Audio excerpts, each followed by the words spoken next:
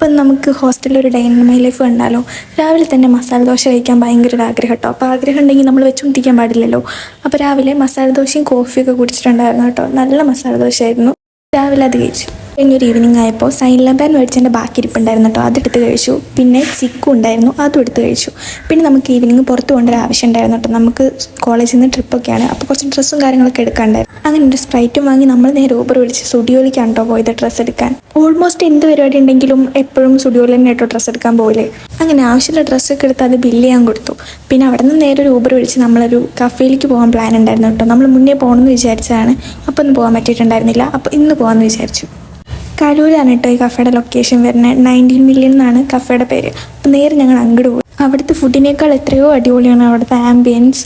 ഫുഡും ഒട്ടും മോശമല്ല, പക്ഷേ ഫോട്ടോ എടുക്കാനൊക്കെ അടിപൊളിയാണ് കേട്ടോ. ബർത്ത്ഡേ സെലിബ്രേഷൻ അങ്ങനെയുള്ള സെലിബ്രേഷനൊക്കെ പറ്റിയൊരു കഫേയാണ്.